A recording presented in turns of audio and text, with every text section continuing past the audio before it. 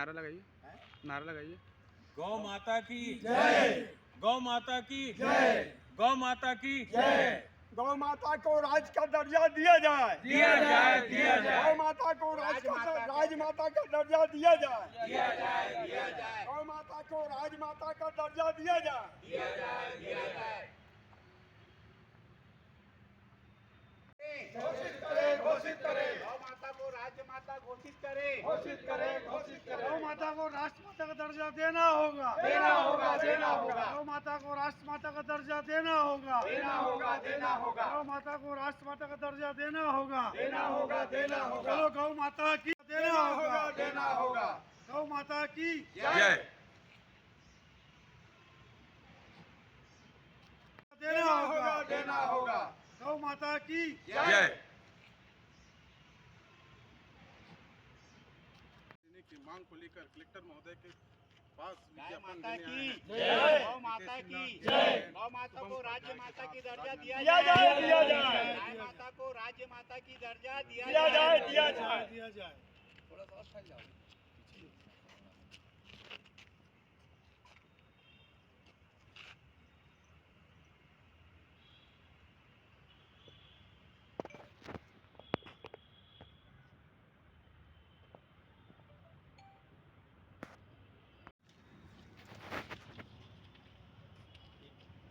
आपका भी एक बाइट ले लेंगे, है ना?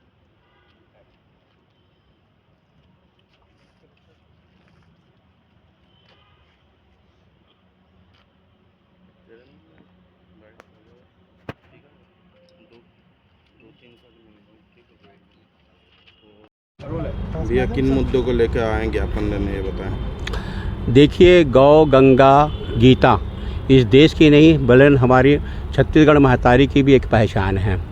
और छत्तीसगढ़ का जो आत्मा है वो हमारी गाय माता है। ऐसा कोई घर नहीं होगा गांव में कि जहां पर गौ पालन ना होता हो या गौ सेवा ना होता हो। फिर भी अभी तक ये हमारे लिए बड़ी दुख की बात है कि इस गाय माता को राज्य माता का दर्जा नहीं दिया गया है। गौ माता का न सिर्फ पौराणिक और आध्यात्मिक महत्व है, वरन कई पीढ़ियां इसका अपना पालन पोषण करते जा रही है। उनका एक पुश्तैनी बन चुका है गौ वंश का, गौ से संबंधित जो वस्तुओं का विक्रय का। ऐसी स्थिति में ये समय की आवश्यकता है कि गाय माता को राज्य माता का दर्जा दिया जाए। हमारा पड़ोसी राज्य जहाँ पे गौ की जनसंख्या के हिसाब से हमारे यहाँ कम है, महाराष्ट्र सरकार ने उसे राज्य माता का दर्जा दे करके पूरे देश में प्रथम स्थान अपना बनाया हुआ है।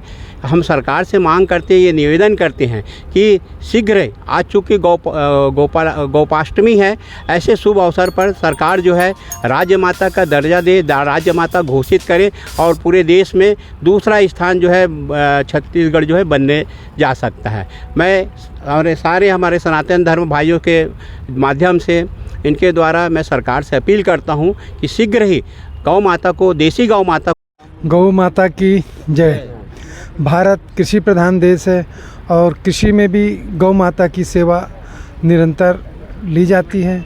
गौ माता को व्यवसाय के रूप में न देखकर 33 करोड़ देवी देवताओं का रूप मानकर उनकी सेवा करें। जैसे हम अपने घर में माता पिता की सेवा करते हैं, अगर गाय वृद्धा हो चुकी है तो माता को माता के रूप में करके सेवा दें। और हम कृषि छत्तीसगढ़ में भी बिना गौधन के कृषि नहीं की जा सकती, तो हम गौ माता की सेवा करके धान के कटोरा वाले राज्य को भी कृषि प्रधान अपना महत्वपूर्ण स्थान दें। और हम शासन से मांग करते हैं कि देसी गौ माता को राज्य गौ माता का दर्जा दिया जाए, जिससे गौ सेवा के साथ साथ धर्म की भी जय जयकार होती रहे। जय हो गौ माता की जय। छोटा सा सवाल है सर जी, आप बोले कि गौ माता बुढ़े हो जाने के बाद छोड़ते हैं, लेकिन अधिकांश बालकपन से उनको बाहर निकाल दिया जाता है। एक ग्रामीण बोले या जो भी गौ माता पालने वाला, इसके बारे में आप क्या कहना चाहते हैं? हमने वही बात बोला कि गौ माता को व्यवसाय के रूप में मत देखिए, अपने परिवार और देवी देवताओं 33 करोड़ देवी देवताओं का रूप देखिए उसमें। तो वो चाहे बचपन अवस्था में रहे चाहे वृद्धावस्था में रहे, हमको उनकी सेवा करना ये संकल्प ले।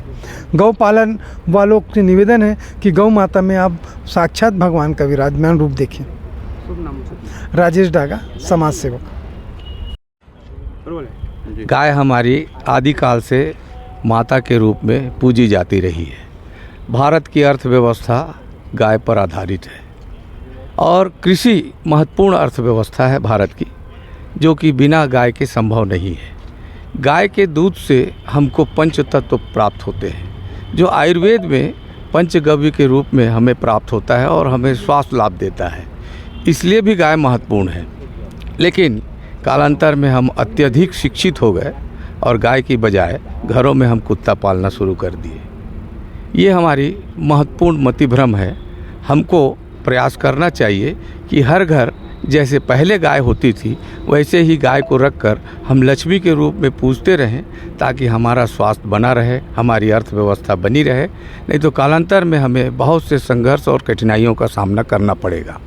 राज्य स्तर पर जो गाय को माता के दर्जा के लिए बात हो रही है, ऐसा प्रतीत होता है कि गाय अल्प अवस्था में आ चुकी है। जिन जिन राज्यों में तभी सरकार जागरूक होती है और उसे संरक्षण देने के लिए किसी न किसी प्रकार की उपाधि देती है। इसी क्रम में हमारे पड़ोसी राज्य में, जैसे कि अभी राकेश ठाकुर साहब ने बताया, कि वहाँ संख्या कम हुई गायों की और जिसके कारण राज्य माता का दर्जा वहाँ दिया गया। छत्तीसगढ़ में भी संख्या कम होने के पहले अगर राज्य माता का दर्जा दे दिया जाता है तो गौ संवर्धन और संरक्षण के क्षेत्र में एक बहुत बड़ा कार्य होगा। इन्हीं भावनाओं के साथ आज गोपाष्टमी के दिन हम लोग अपने ज्ञापन शासन को, मुख्यमंत्री को पहुंचाने के लिए आज यहां देने के लिए उपस्थित हुए हैं। आप सभी से आग्रह है कि हमारी बातों को, हमारे विचारों को समाज में फैलाने का आप प्रयास करेंगे। मीडिया के सारे साथियों को हम बधाई और शुभकामनाएं देते हैं, जो आज हमारे साथ गौ माता के लिए एक प्रयास में हमारे साथ संलग्न है। सर, एक छोटा सा सवाल है आपसे जी, कि आप यहाँ नाथगांव से निकल जाओ, खैरागढ़ रोड पर जी, हर चौक में आप गौ माता मिलेंगे बैठने, इसके बारे में आप क्या कहना है? बिल्कुल सही कहना है आपका। लोग दूध उत्पादन के लिए और उनका उपयोग करते रहें, जब ऐसी परिस्थिति आ जाती है तो गायों को छोड़ देते हैं रोड के ऊपर। ये बहुत गलत बात है, जिसमें बहुत से एक्सीडेंट होते हैं, गौ माता को भी चोट पहुंचती है और गाड़ियाँ, अच्छी गाड़ियाँ ख़राब हो जाती है और लोग उससे दुर्घटनाग्रस्त होते हैं। इसके लिए छत्तीसगढ़ शासन ने गौठान योजना बनाया था, जो पूर्ण रूप से असफल हो गया। छत्तीसगढ़ के 4 चिन्हारी, नरवा, घरवा, घुरवा, बाड़ी, ये केवल कथनों में रह गया। ये चिन्हारियाँ विकलित नहीं हो पाई। तो हमको ऐसा प्रयास करना चाहिए कि भाई जो गौठान हमारे बनाए गए हैं लाखों करोड़ों रुपए के खर्च से, उन गौठानों को व्यवस्थित रूप से पंचायत के माध्यम से या संबंधित व्यक्तियों के माध्यम से जो गौपालन के क्षेत्र में है उनको व्यवस्थित किया जाए, ताकि सड़क की दुर्घटनाएं भी बंद हो और गौ माता सुरक्षित भी हो। इस पर भी मैं मीडिया से आग्रह करूंगा कि हमारे साथ इस आंदोलन में भाग लें और हमारी बातों को प्रचार प्रसार करें।